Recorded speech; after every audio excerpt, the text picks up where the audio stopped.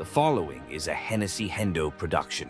It includes excerpts and material from my vast collection of books and general knowledge. Please share the videos. Like, comment, and subscribe to the channel. The party realignment that began in the 1960s, focusing on who left which party and why. This will include a detailed breakdown by region, demographics, and ideology, e.g., Southern whites, African Americans, evangelicals. Key figures and legislative events that drove the shift, including the 1964 Civil Rights Act and the Southern Strategy. Electoral evidence and maps from the 1960s to 1990s. Political party realignment in the U.S. 1960s to 1990s. Part 1. Background. The New Deal coalition and early cracks. From the 1930s through the 1950s, American politics was dominated by the New Deal coalition led by Democrats. This coalition united Northern liberals, urban ethnic groups, labor unions, and most of the white Solid South behind the Democrat Party. Republicans, meanwhile, had been the party of Lincoln and had historically attracted many African American voters, especially in the North, due to their legacy on Civil War and Reconstruction issues. However, as the civil rights movement gained momentum, fissures began to appear in this alignment. Southern white Democrats grew uneasy as the National Democrat Party increasingly supported civil rights reforms, while black voters, who had already begun moving toward the Democrats under Franklin D. Roosevelt, watched the GOP's approach to civil rights closely. These tensions set the stage for a political realignment in the 1960s that would reshape both parties' coalitions. Part 2. The 1960s, Civil Rights and the Fracturing of Party Coalitions. The Civil Rights Revolution of the 1960s proved to be the breaking point for the old party system. President Lyndon B. Johnson, a Texas Democrat, threw the weight of his party behind landmark civil rights legislation. He championed and signed the Civil Rights Act of 1964 and the Voting Rights Act of 1965, which outlawed segregation and removed barriers to black enfranchisement. These laws had overwhelming support from Northern Democrats and most Republicans in Congress, but they were vehemently opposed by the segregationist wing of the Democrat Party in the South. Southern white voters, who had reliably voted Democrat since the post-Civil War era, felt betrayed by their party's turn towards civil rights. As one historian noted, after Johnson's civil rights bills, the defections became a flood of white Southern Democrats leaving the party. Johnson himself, cognizant of the political cost, reportedly remarked upon signing the Civil Rights Act, "We have lost the South for a generation." Indeed, in the 1964 presidential election, Johnson's Republican opponent, Barry Goldwater, exploited this backlash. Goldwater had voted against the Civil Rights Act on the grounds of states' rights and limited government, positioning himself as the champion of those resentful of federal civil rights, overreach. Goldwater's strategy yielded an unprecedented result, although he lost in a landslide nationally, winning only 38.5% of the popular vote. He carried 5 deep South states, along with his home state of Arizona, that had been Democrat strongholds for nearly a century. This was the first time since before the Civil War that the South was not solidly Democrat, marking a dramatic shift in the region's voting pattern. Democrat Lyndon B. Johnson swept nearly the entire country, but Republican Barry Goldwater captured 5 deep South states, along with Arizona, by opposing civil rights measures. This signaled the end of the Solid South Democrat dominance and the beginning of a regional realignment. Goldwater's hardline conservative stance did more than just pry white Southerners loose from the Democrats. It also alienated black voters from the GOP. African Americans had already been shifting toward the Democrat Party thanks to New Deal economic policies and Harry Truman's civil rights initiatives, but many still split their vote as late as 1960. Goldwater's 1964 campaign proved a tipping point. In 1960, Republican Richard Nixon had garnered about 32% of the black vote. In 1956, Eisenhower had won nearly 39%. But in 1964, 94% of black voters cast their ballots for Johnson, abandoning the Party of Lincoln in droves after Goldwater's nomination. As one analysis put it, black Americans heard the message that was intended to be heard, that Goldwater's Republican Party was opposed to the civil rights movement, and they responded by almost unanimously shifting to the Democrat Party. That realignment of African American voters has endured. From the late 1960s onward, typically 80 to 90% of Black Americans have identified with or voted for the Democrat Party, a stark reversal from a few decades prior. The tumultuous 1968 presidential election further cemented these trends. Democrat Hubert Humphrey, Johnson's vice president, campaigned as the heir to the pro-civil rights, pro-Great Society legacy, while Republican Richard Nixon saw an opening to peel off disaffected whites. Running as a third-party candidate was George Wallace, the former Democrat governor of Alabama and an arch-segregationist who appealed bluntly to the white backlash. Wallace infamously declared, "Segregation now, segregation tomorrow, segregation forever," and in 1968 he harnessed working-class white fears of social changes by promising law and order and opposing federal intervention in segregation.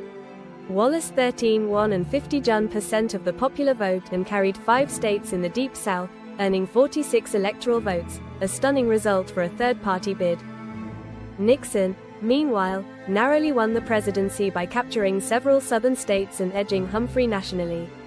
The 1968 election is widely considered a realigning election because it permanently disrupted the Democrat New Deal coalition, splitting off the South and blue-collar white voters from the Democrat fold. The Democrat Party, once an awkward alliance of Northern liberals and Southern conservatives, had lost its Southern wing. Henceforth, race and region would be polarized between the parties. Part 3.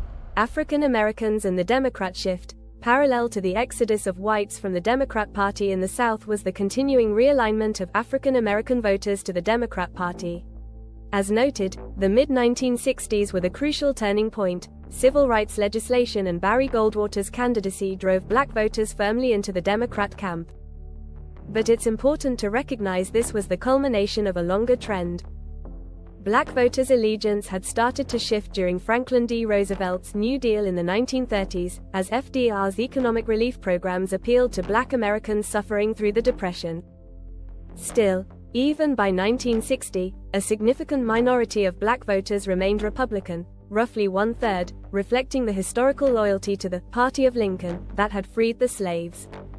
After 1964, however, black support for Republicans collapsed and never recovered.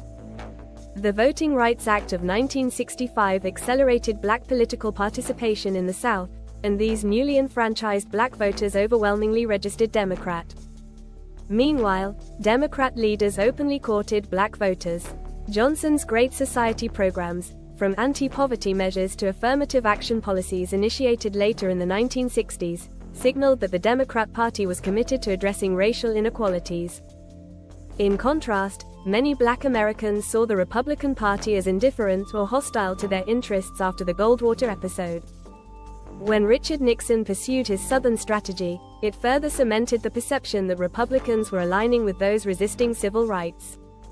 One political scientist summed it up: by the late 1960s, African Americans heard the message loud and clear that one party, the GOP, was opposing the civil rights agenda, so they moved aggressively, and almost unanimously, into the Democrat Party. From 1968 onward, Democrat presidential candidates routinely garnered around 85 to 95% of the black vote in national elections. This new reality also influenced party platforms and rhetoric.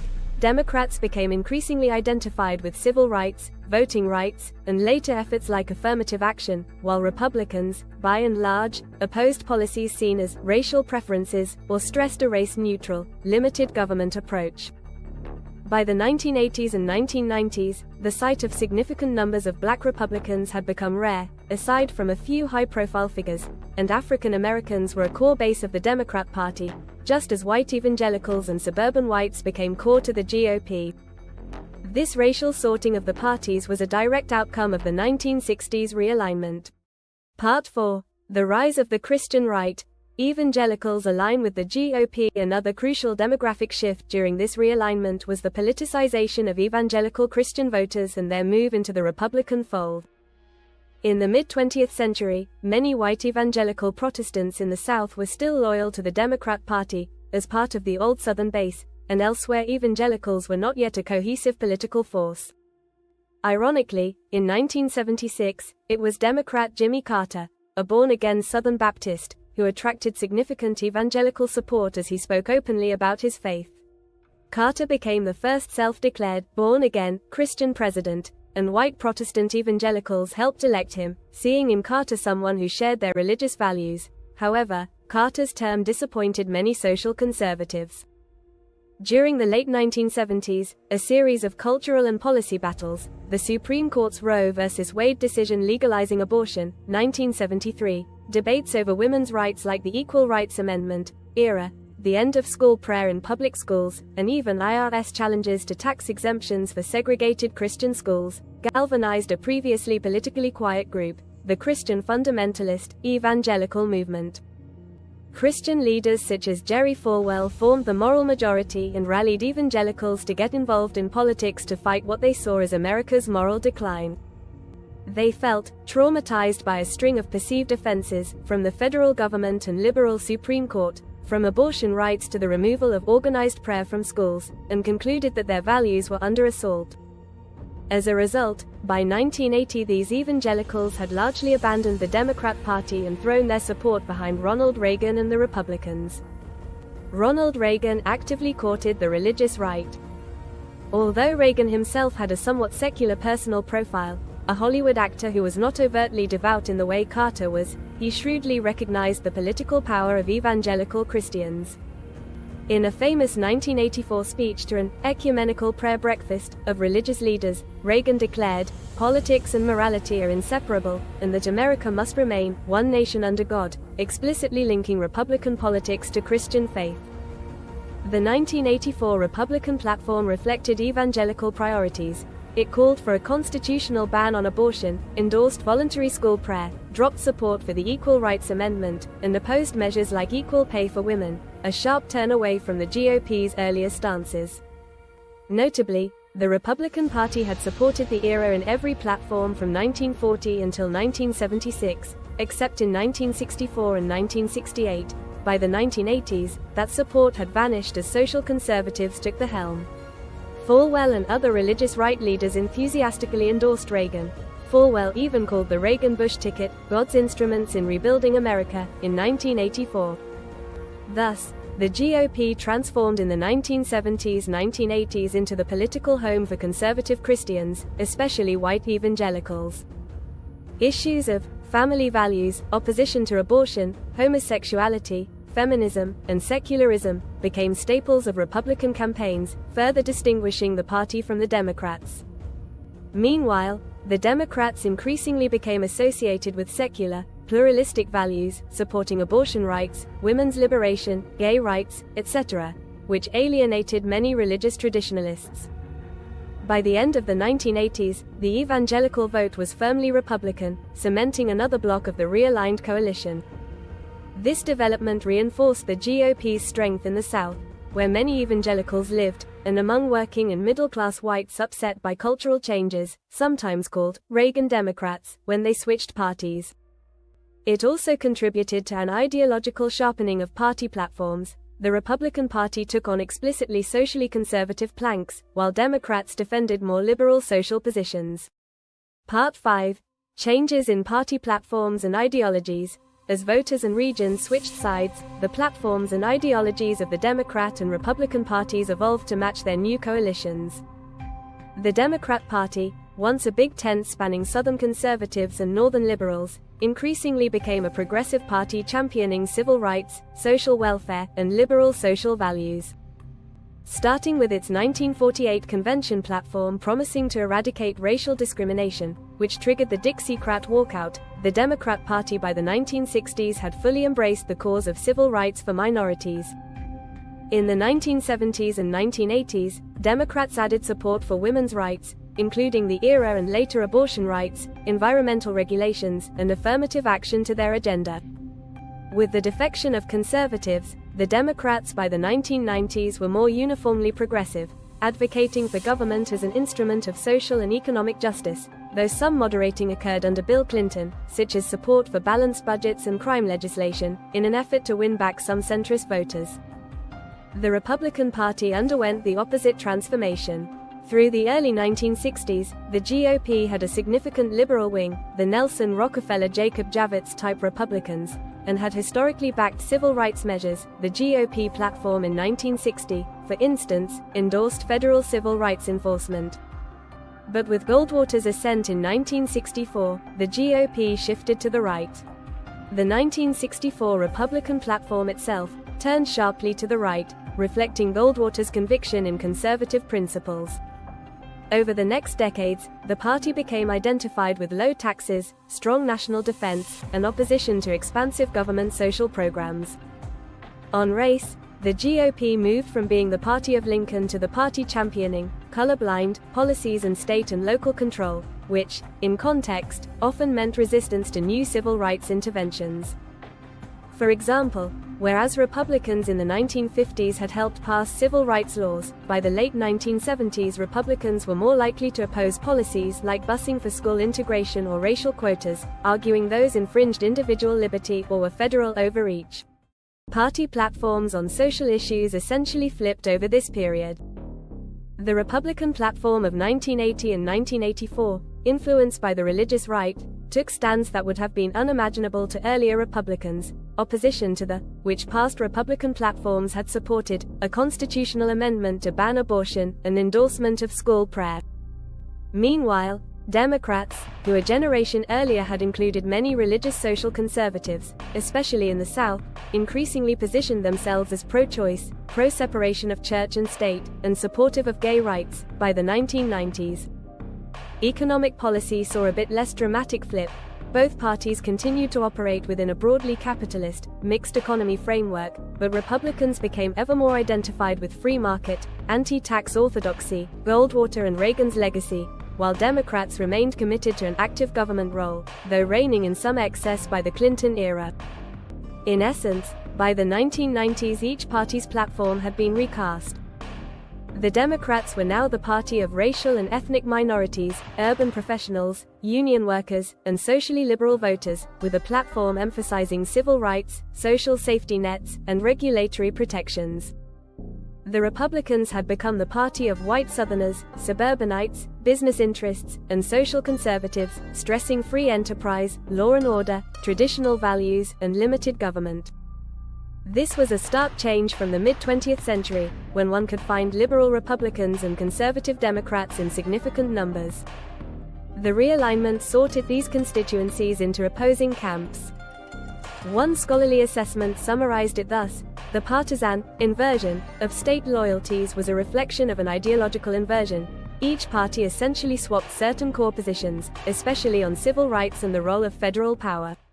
Conclusion: a lasting legacy. By the end of the 1990s, the political party realignment that began in the 1960s had largely run its course.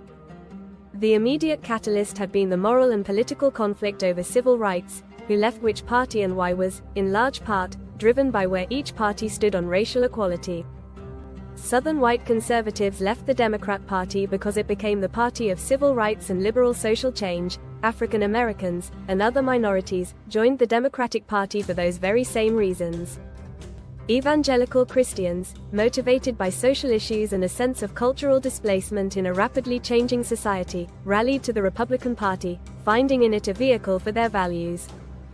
In turn, both parties adapted their messages. Republicans consciously courted the disaffected whites with promises of order, tradition, and lower taxes, while Democrats built a new coalition around minority rights, peace movements, and government as a tool for social justice. The electoral and ideological map of America was transformed. What had been Democratic strongholds became Republican bastions, and vice versa. This realignment gave us the basic partisan divisions we still recognize in American politics today. As one historian noted, the events of 1964 marked a dramatic shift in voting patterns that's still with us today. The legacy of that era's realignment is evident in the fact that national politics since the late 20th century has often been fought along the same regional and cultural lines first drawn in the 1960s. Every time we refer to red states and blue states, we are to some degree referring to the historical realignment that saw the South and interior West turn Republican red, and the Northeast and Pacific Coast turn Democratic blue. In sum, the period from the 1960s through the 1990s was one of tectonic shifts in U.S. politics, a great resorting of voters and values that produced the party system we know today. Thank you for watching. Please share the video. Don't forget to like, comment, and subscribe to the channel. Check out other series including 10-minute synopses or complete audiobooks on HennessyHendo on YouTube. Improve your vocabulary. Be more fun at parties. Increase your knowledge. Become a literary master like Hendo.